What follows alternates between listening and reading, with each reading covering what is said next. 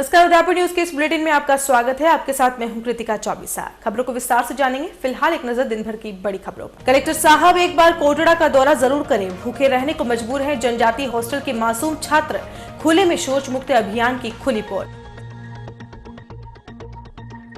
World music festival में दुनिया भर के कलाकारों का होगा संगम। सूफियाना गीतों पर थिरकेगा गांधी ग्राउंड तो विदेशी संगीत पर हिलोरे लेंगी फतेह सागर की झीलें।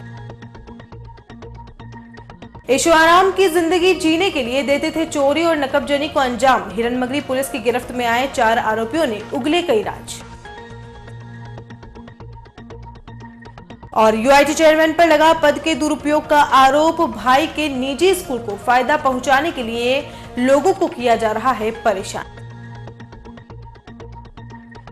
और अब खबरें विस्तार से। सबसे पहले बात करते हैं शहर के निजाम को जगाने की। आज बात हम उस खबर की कर रहे हैं जिसे देखकर आप भी हैरान हो जाएंगे। आदिवासी इलाके को स्वस्थ और शिक्षित बनाने के लिए सरकारों ने कितनी भी योजनाएं बना ली हों, पर विभागीय अनदेखी से यह योजनाएं कभी बलवती नहीं हो सकती हैं, और होती भी हैं तो भ्रष्टाचार की भेंट चढ़ जाती है।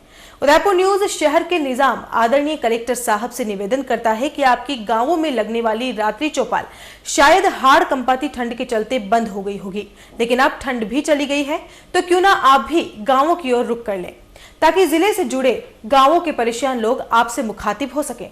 चलिए, आपकी सुविधा के लिए एक मामला तो उदयपुर न्यूज ही आपके सामने ला रहा है।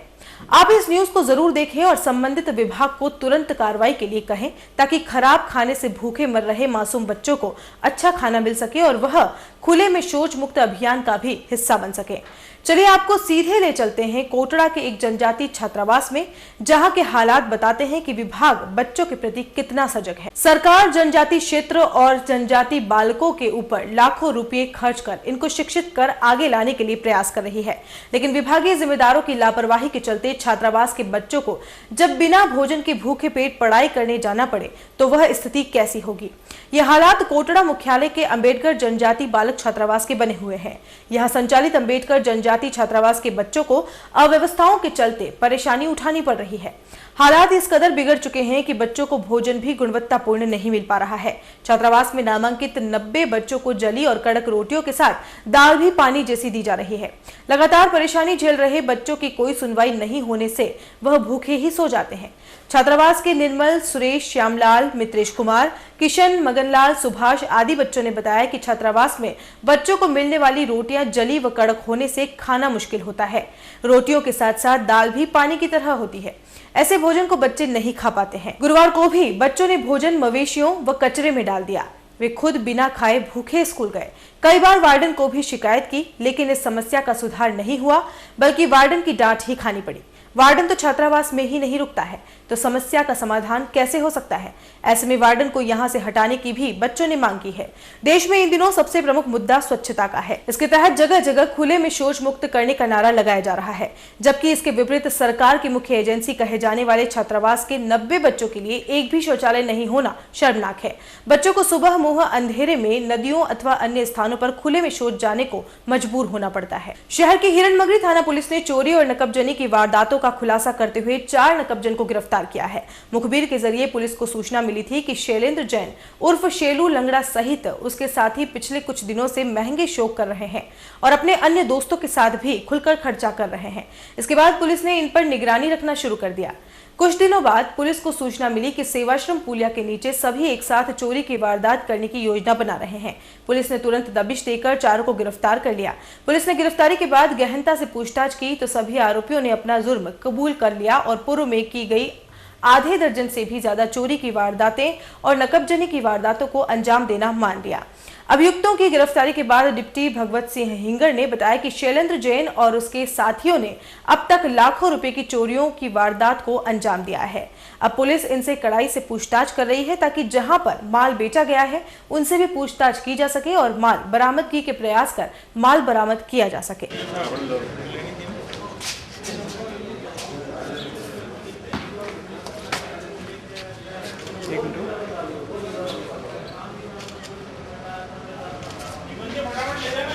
सर शामिल हो जाओगे सिविल में।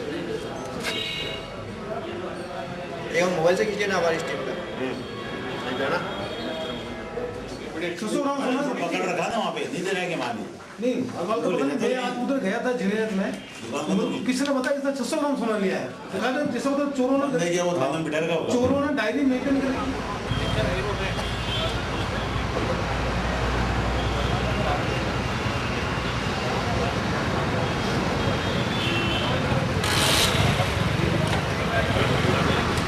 अथक प्रयासों के बाद आज 4 साथी नकबजनों को गिरफ्तार करने में सफलता प्राप्त की है। चारों नकबजनों ने पिछले कुछ महीनों में हिरणमगरी थाना क्षेत्र में 1 दर्जन से ज़्यादा जो है वो नकबजनियाँ की है, चोरियाँ की है, जिसमें इन्होंने रात और दिन के समय सूने मकानों को पेचकस और जो नकब होती है लोहे की रोड, उससे इन्होंने तोड़ के चोरियाँ की है।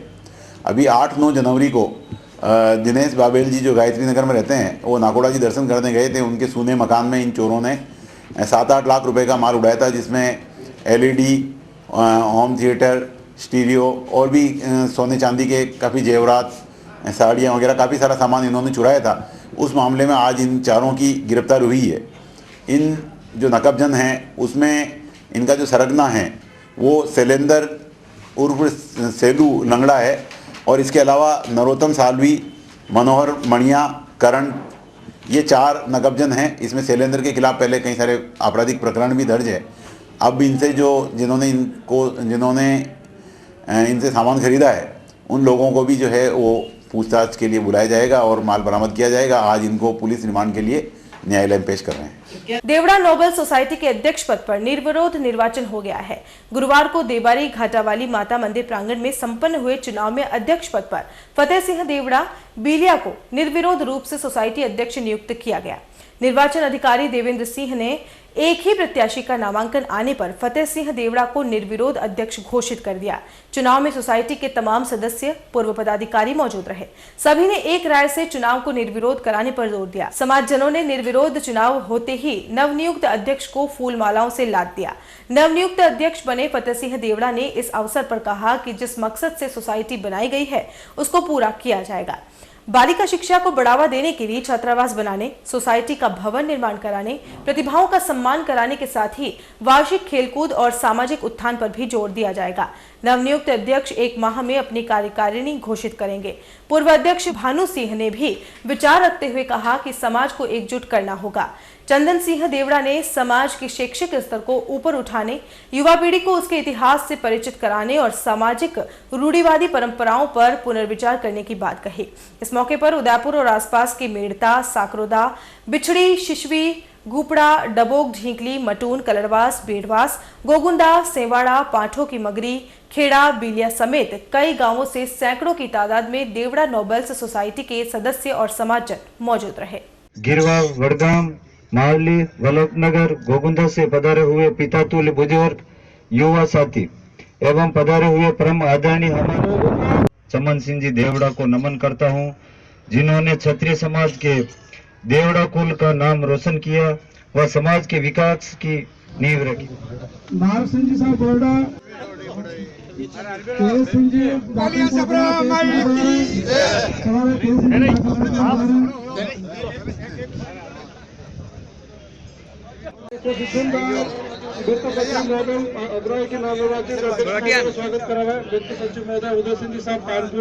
देश के उत्तराखंड प्रदेश में होने वाले विधानसभा चुनाव के लिए देश भर से सुरक्षा बलों को चुनाव के दौरान तैनाती के लिए बुलाया जा रहा है।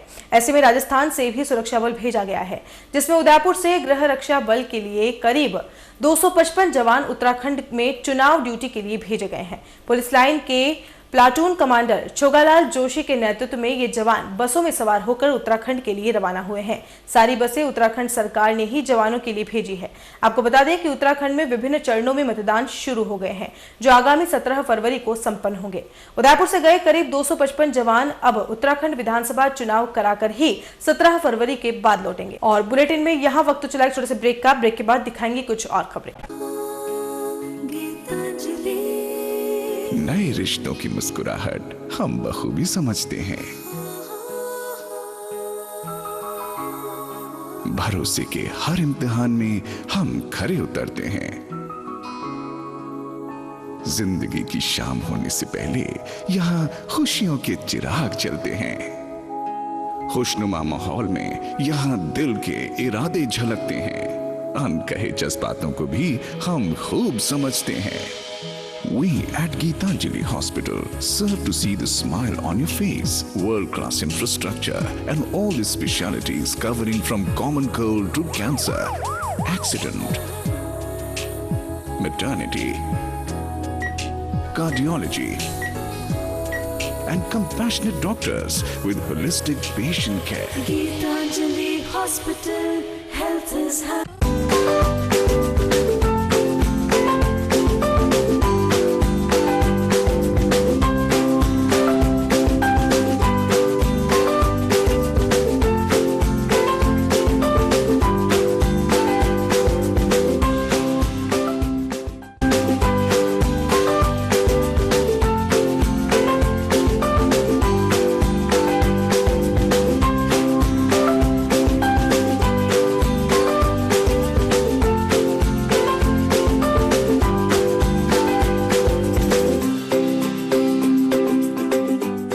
हमारे यहाँ पर टेक्समो ब्रांड की पानी की motor, borewell motor, water pump, waterproof motor एवं पंप सभी साइज एवं सभी तरह की मोटरें उपलब्ध हैं। संपर्क महादेव एंटरप्राइजेस, मेवाड़ मोटर की गली, Armaan complex, Udaipur, Udaipur. Call it 0294241426 और 9414122221। Biggest multi-brand store of Udaipur, Raja Sahib Excel, ladies, gents and kids, all garments.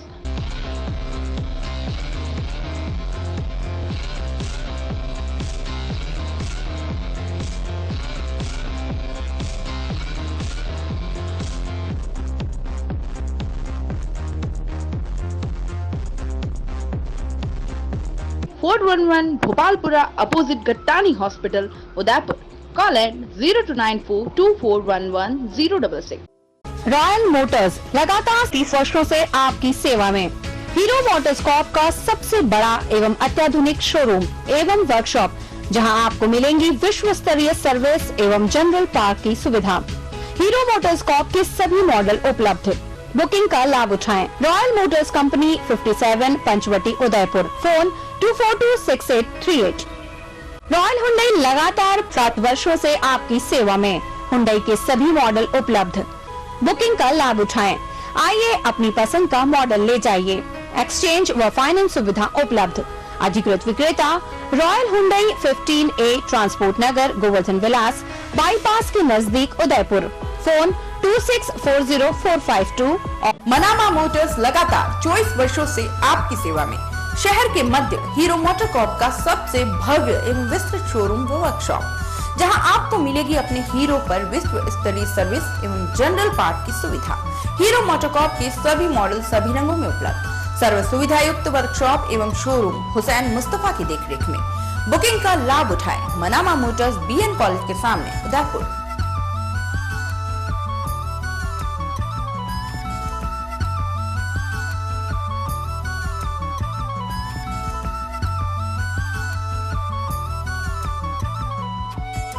New opening Durgesh flower tent व इवेंट्स, आयर सोफेट, शोभागपुरा रोड, नंद भवन के सामने। शादी शादी शादी यानी 5 फंक्शन, मेहंदी, संगीत, फेरे, रिसेप्शन व विदाई।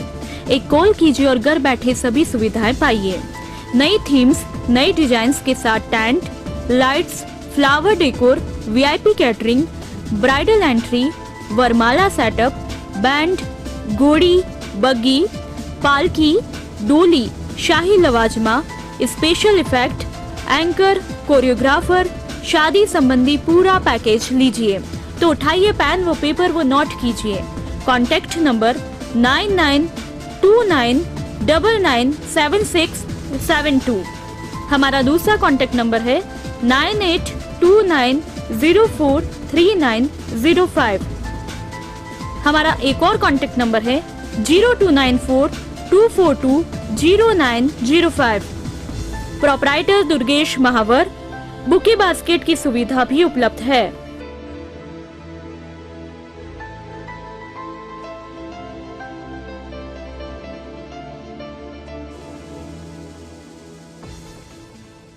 ब्रेक के बाद एक बार फिर से आपका स्वागत है। उदयपुर जिले में सर्दी से किसी की मौत नहीं हो, और अधिकांश लोगों तक ऊनी वस्त्र पहुंच सके, इसके लिए उदयपुर में सुहानी सर्दी आंदोलन के नाम से लोग मुहिम चला रहे हैं।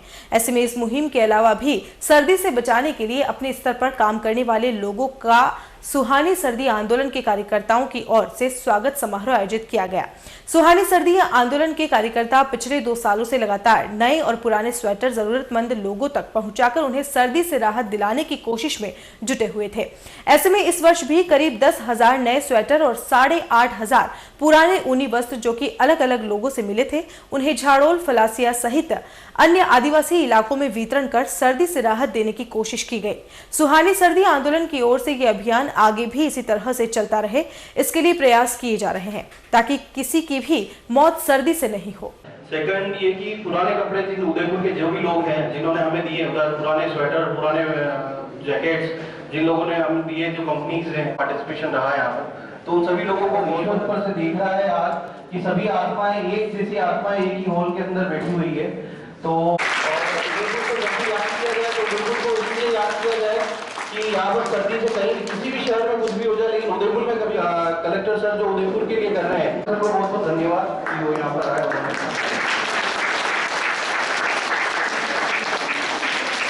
धन्यवाद जी, आपने बहुत ही सुंदर शब्दों में मैडम के पास जाओ, मैडम के पास जाओ, अच्छे पढ़ते हैं ना, उनको मिलता है एहसास नहीं। उदयपुर के लोगों ने सुहानी सर्दी आंदोलन के तहत वापस अपने आप को साबित कर दिया कि हम किसी से कम नहीं हैं और हम महाराणा प्रताप की ज़मीन के लोग हैं। और इस बार भी हमने 10,000 नए स्वेटरों का वितरण किया, साथ में 8,654 पुराने जो कि उदयपुर के वासियों से हमने एकत्रित किए, उनको कोडा, फलासिया और जाडोल के आदिवासियों को हमने वितरित किया। हमारी बनती कोशिश पूरी तरह से यह रही है कि ज़्यादा से ज़्यादा स्वेटरों का, चाहे नए हों या पुराने, उन सभी का वितरण हम लोग दूरस्थ क्षेत्रों में करें और जहाँ पर सर्दियों से ज़्यादा मौतें होती हैं।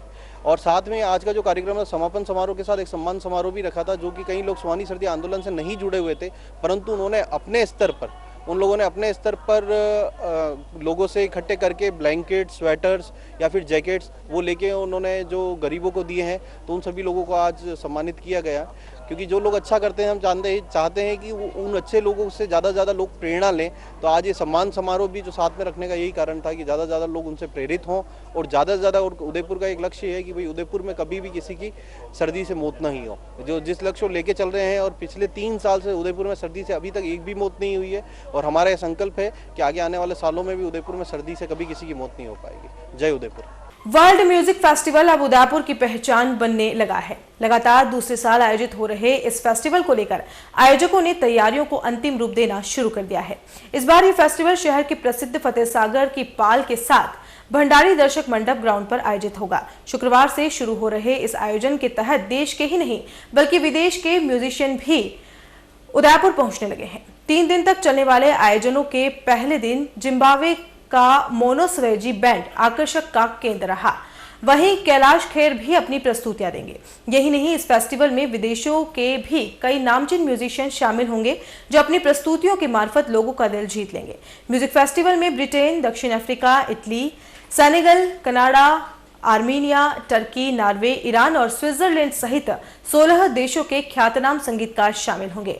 इस कार्यक्रम से लोगों को जोड़ने के लिए विदेशी म्यूजिशियन का एक दल पिछले 2 दिनों से शहर की सड़कों पर घूमकर आयोजन का संदेश दे रहा है।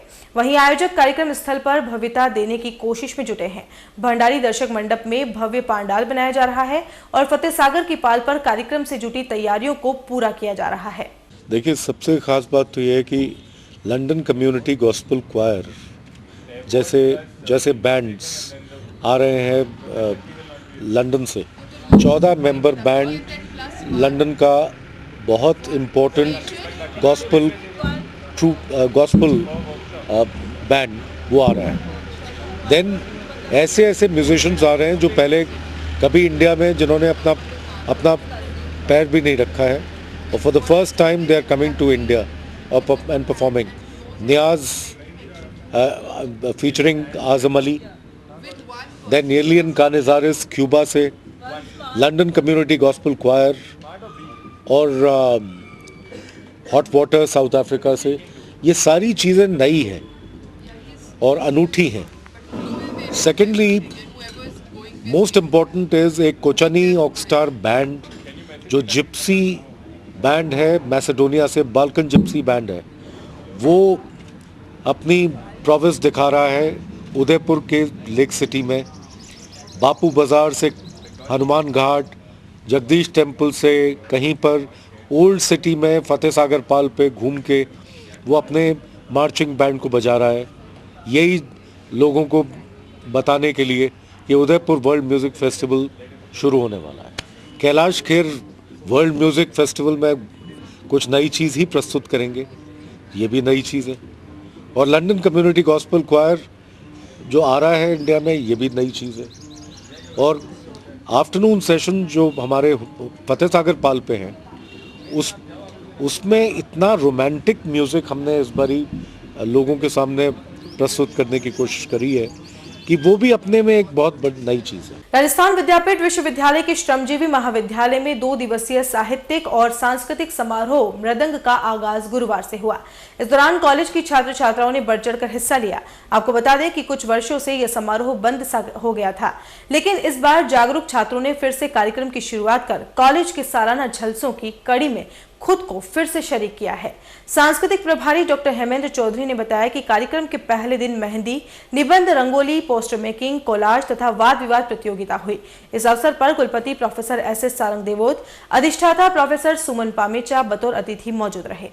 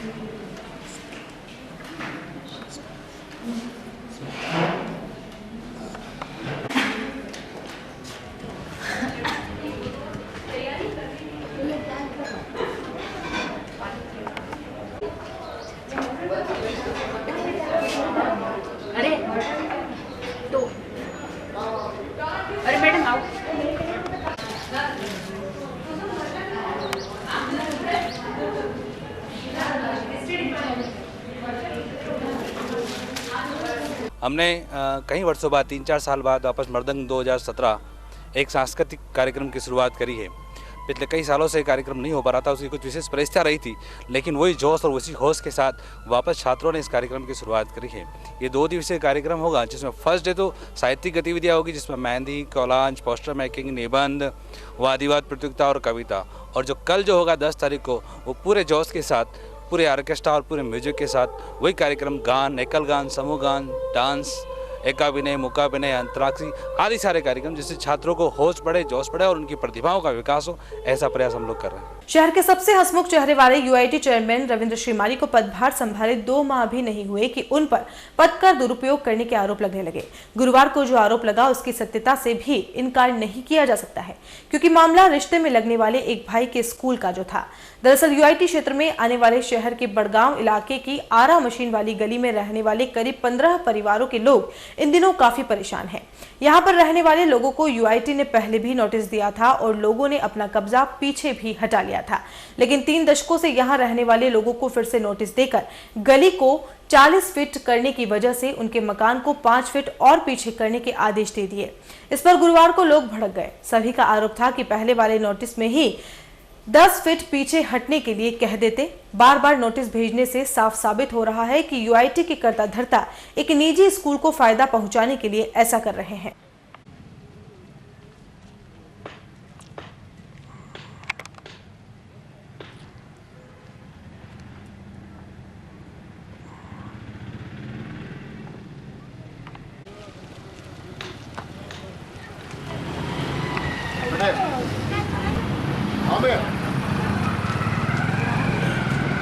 बातचीत करता रहो आपस में कहीं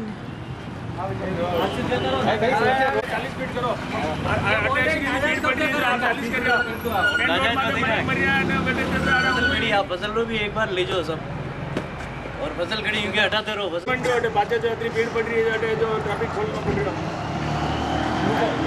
ऑर्डर भी कर दी पहले आते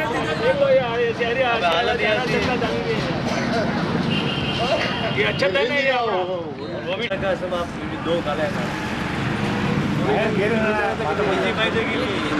आज बड़गांव के अंदर सभी जो इस हमारे जनता हैं इनकी बहुत परेशानी है यहाँ पे। जैसे अभी ये रोड आपने देखी होगी, ये रोड पहले यूएटी वाले जो आए थे पहले एक दस्ता आया था, उन्होंने कहा 30 फीट तक कर रहे हैं तो आप 5-5 फीट निशान लगा के और रोड चौड़ी करनी है। तो इन्होंने क्या अपने खुद के पैसे से लगा के अपना मकान तोड़ के इन्हें 5-5 बार पीछे सरक गए। लेकिन फिर कल वापस एक यूएटी का नया नोटिस आया जिसमें कहा कि 5-5 फीट आप और पीछे खिसकें।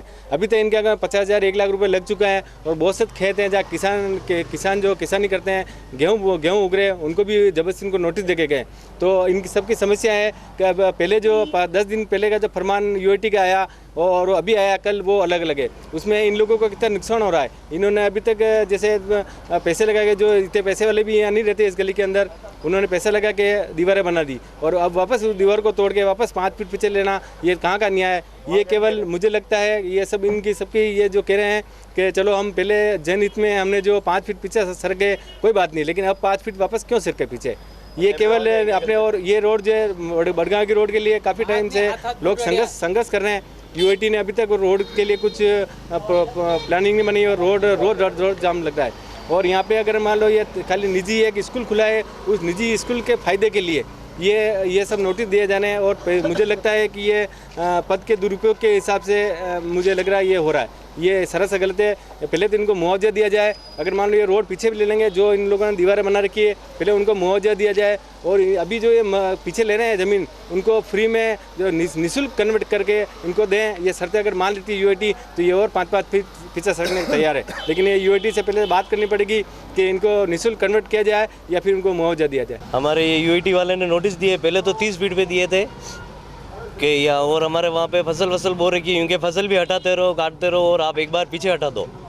और न हमको मुआवजा दे रहे हैं, न कुछ के दे रहे हैं। बिल्कुल हमारे एग्रीकल्चर है, दूसरों के लिए हमारे को नुकसान पहुँचा रहे हैं दूसरों के लिए, और हमको कोई उससे फ़ायदा नहीं है। अब हम यह चाहते हैं या तो हम जो मुआवजा दे या फिर हमको अभी हमारा कन्वर्ट भी नहीं करवा रखी एग्रीकल्चर ज़मीन है और हमको अतिक्रमण बता रखा है और मकान के डर से हमको धमका रहे हैं, नहीं तो मकान गिरा देंगे, वो कर देंगे। मैंने मकान 25 साल पहले बना रखा है और खातेदारी ज़मीन पर बना रखा है। और अभी मेरे को नोटिस दिया है कि पहले तो आपका मकान नाजायज़ है, और उसके बाद में अभी 2 दिन पहले नोटिस दिया है 40 फीट रोड है, आपने ये कर रखा है, इसको आप गिरा दो। तो हमने तो स्वेच्छा से 5 फीट बाउंड्री को पीछे हटा के और ये करके कर दिया। अब हम वापस दोबारा कहाँ से करेंगे? हम तो ये चाहते हैं कि जनहित में हमने 5 फीट पीछे ले लिया, ये इसको यथावत रखा जाए। सर हमारे पहले निशान लगा के गए, उसके हिसाब से हमने बाउंड्री पीछे अब वापस नोटिस देके जा रहे हैं और पीछे बाउंड्री पीछे लो। और तो इसका मतलब क्या होता है? आप पहले अंधे तो नहीं थे, यानी बाउंड्री के निशान कैसे लगा के गए? आप पढ़े लिखे थे नहीं थे, यानी निशान लगाना पहले सोच समझ के बोलते हैं ना। आप कैसे निशान लगा रहे हो? यानी लोगों को बेवकूफ़ बना रहे हो। आज 1.5 महीना हो गया, पानी नहीं आ रहा, हम लोग कितने परेशान हो रहे हैं। कॉलोनी में कोई बोलने वाला नहीं है, इसके लिए आपका मर्जी होती जैसे थोड़ी चलेगा क्या? अब आप क्या चाह रहे हो? हमारे को तो ये कुछ टूटना नहीं चाहिए, जो हो रहा जो हो गया वही होना चाहिए बस। मानवाधिकार और आदिवासियों के हकों के लिए लड़ने वाले गांधीवादी हिमांशु कुमार बुधवार को उदयपुर पहुंचे। हिमांशु कुमार साबरमती से राजघाट तक साइकिल यात्रा करेंगे। वहीं जहां जहां भी इनका दल रुकेगा, युवाओं को जागरूक करने का प्रयास करेगा। आपको बता दें कि हिमांशु कुमार राष्ट्रपिता महात्मा गांधी की पुण्यतिथि 30 जनवरी से साबरमती से साइकिल यात्रा पर निकले हैं और करीब 1 महीने तक अपनी यात्रा पूरी करते हुए दिल्ली स्थित राजघाट पहुंचेंगे। श्री कुमार सुप्रीम कोर्ट में आदिवासियों और मानवाधिकारों के हकों हकों को लेकर लड़ाई लड़ रहे हैं। श्री कुमार ने छत्तीसगढ़ में आदिवासियों के हक के लिए सरकार की दमनकारी नीतियों का पुरजोर विरोध किया था। उनका आश्रम तोड़ दिया गया और उन्हें छत्तीसगढ़ छोड़ना पड़ा। बुधवार को मीडिया से बातचीत में उन्होंने साफ किया कि गांधी जी की हत्या नफरत को लेकर की गई थी। गांधी जी कभी भारत पाकिस्तान का विलय नहीं चाहते थे। वे चाहते थे कि हिंदू मुस्लिमों में एकता बनी रहे और आज के दौर में भी हिंदू मुस्लिम को भड़काने के प्रयास किए जा रहे हैं। यात्रा को उद्देश्य ही युवाओं को एकता बनाए रखने के लिए जागरूक करने का है। आइए आपको भी मिलवाते हैं गांधीवादी हिमांशु कुमार से, जिन्होंने मीडिया से मुखातिब होते हुए क्या कुछ कहा। मैं आदिवासी मुद्दों पर और मानवाधिकार के मुद्दों पर काम करता हूं। अभी 30 जनवरी को महात्मा गांधी का शहीदी दिवस था। गांधी जी की हत्या को 70 साल हो रहे हैं। उस अवसर पर एक साइकिल यात्रा शुरू की है हमने, साबरमती आश्रम अहमदाबाद से राजघाट दिल्ली तक। 30 जनवरी से ये शुरू हुई है और करीब 1 महीना पूरा करके ये राजघाट पहुंचेगी। इस यात्रा के 2 मकसद हैं। एक मकसद तो है कि विकास के नाम पर इस समय किसानों और आदिवासियों की ज़मीनों को छीना जा रहा है। भारत की अर्धसैनिक बलों के ताकत के दम पर और पुलिस के दम पर, और छीन करके बड़े उद्योगपतियों को सौंपा जा रहा है। और ऐसा बहुत बड़े पैमाने पर बहुत बड़े इलाके में हो रहा है। ख़ास तौर से छत्तीसगढ़, झारखंड, उड़ीसा, बंगाल का कुछ इलाका, ये एरिया तो करीब करीब युद्ध क्षेत्र में बदल दिए गए हैं, जहाँ इतने ज़्यादा सिक्योरिटी फोर्सेस पहुँच गए हैं और वो आदिवासियों के साथ भयंकर मानवाधिकार हनन के मामले सामने आ रहे हैं, जिसमें आदिवासी महिलाओं से बलात्कार, निर्दोष आदिवासियों की हत्या, निर्दोष लोगों को जेलों में ठूंस देना, वकीलों पर हमले, पत्रकारों पर हमले, पत्रकारों को ज़िले से निकाल दिया जाना, उनको ज़िला छोड़ने के लिए मजबूर किया जाना, वकीलों को ज़िला छोड़ने पर मजबूर किया जाना, मानवाधिकार कार्यकर्ताओं को नक्सली कहकर उनके ऊपर हमले और उनको निकाल दिया जाना इलाके से। ये सारे मामले बहुत बड़े पैमाने पर आ रहे हैं। हमारी चिंता ये है कि आदिवासी इस देश के मूल निवासी हैं और वो संसाधनों से भरी हुई इलाके में रह रहे हैं और ये संसाधन पूरे देश के हैं। ये जो खनिज हैं जहाँ आदिवासी रहते हैं वो हमारे बच्चों के लिए भी हैं। हम आज मुनाफा कमाने वाली कंपनियों को अगर ये सारे संसाधन सौंप देंगे और वो आज ही खोद कर सब खत्म कर देंगी अपने मुनाफे के लिए, तो हमारे बच्चे क्या करेंगे? हमारे बच्चों के लिए खनिज नहीं बचेंगे। और जिस तरीके से हम कर रहे हैं अपने आदिवासियों के साथ, उनका मानवाधिकार हनन कर रहे हैं, अगर सरकार को इस तरह से आदत पड़ गई कि वो लोकतंत्र को कुचल सकती है, कानून को कुचल सकती है और लोगों के अधिकारों पर हमला कर सकती है, तो फिर ये सारे देश में किया जा सकता है।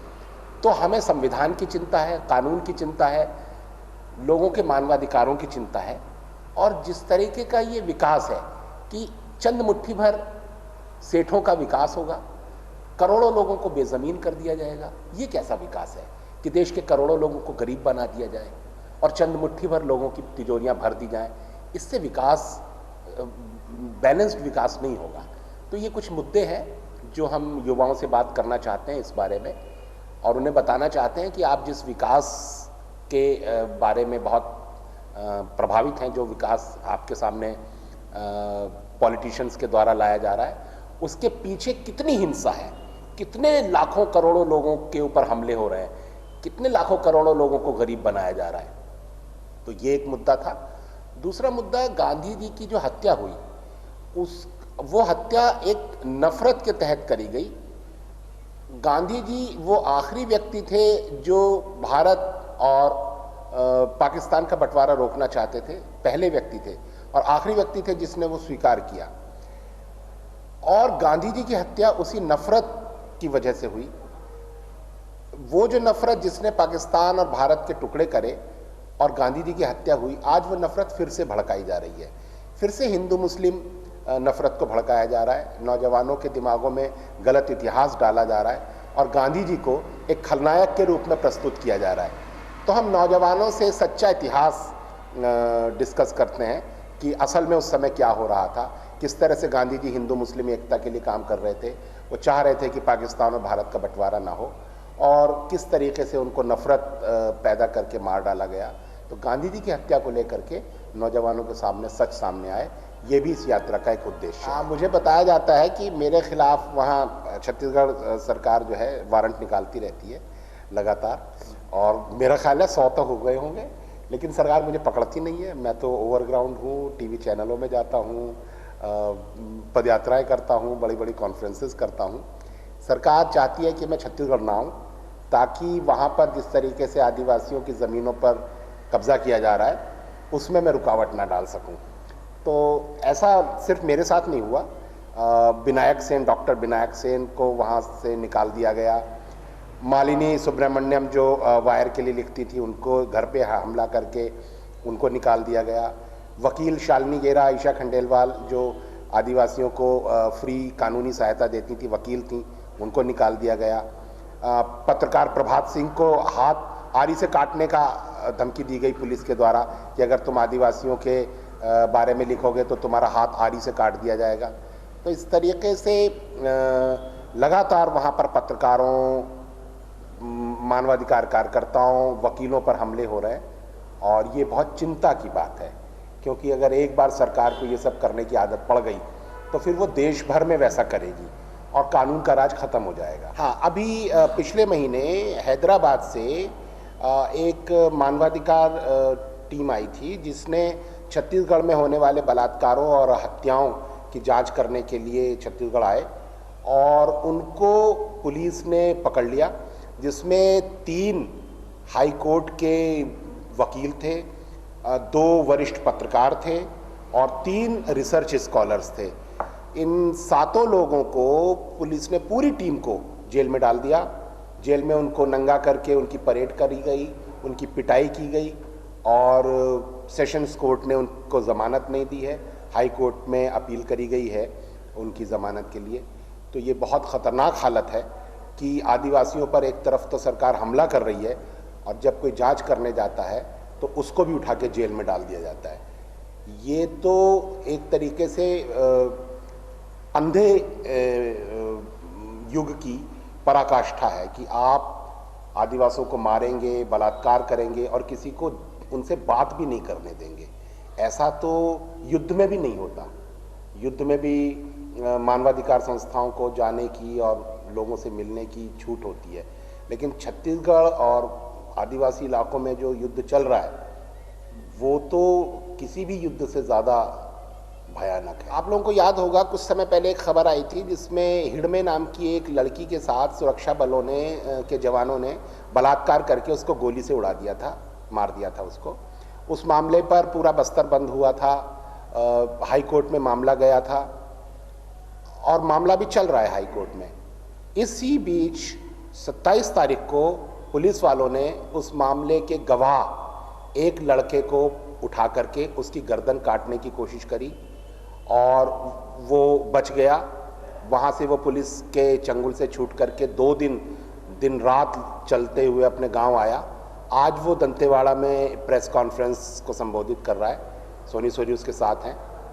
तो ये बहुत ख़तरनाक हालत है कि हम अगर अपने बारे में सोचें कि अगर हमारे घर की किसी महिला के साथ बलात्कार हो जाए और फिर गवाहों को पुलिस उठा करके गर्दन काट दे उनकी, तो हमें कैसा महसूस होगा। आदिवासी भी हमारे देश के नागरिक हैं, बराबर के नागरिक हैं, संविधान सबको बराबर मानता है। उनके साथ इस तरह का हम बर्ताव कर रहे हैं और पूरे भारत में चुप्पी है, कोई बोल नहीं रहा है।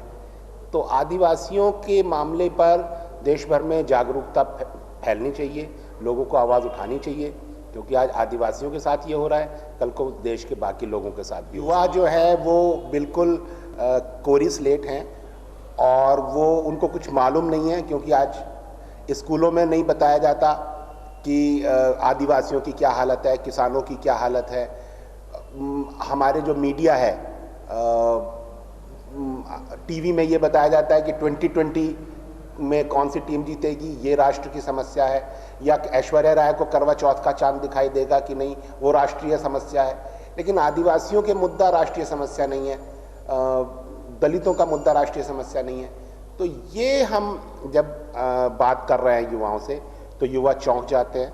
कई जगह युवा कहते हैं कि हम आपके साथ काम करना चाहते हैं, आपके साथ जुड़ना चाहते हैं। तो मुझे बहुत आशाजनक माहौल दिखाई दे रहा है। राजघाट पर जाकर आप क्या करेंगे? मैं अपने जो अनुभव है उसको अपने साथियों के साथ साझा करूंगा। मेरी जो सीख है, मैंने जो पूरे रास्ते सीखा है, जो मुझे जनता से पता चला है, उन सारे बातों को हम वहाँ पर साझा करेंगे, बातचीत करेंगे सबके साथ और फिर आगे के लिए योजना बनाएंगे कि अब क्या काम करना है हमको देश में। और चलते चलते एक बार फिर से नजर डालते हैं दिन भर की बड़ी खबरों पर। कलेक्टर साहब एक बार कोटड़ा का दौरा जरूर करें, भूखे रहने को मजबूर हैं जनजातीय हॉस्टल के मासूम छात्र, खुले में शौच मुक्त अभियान की खुली पोल।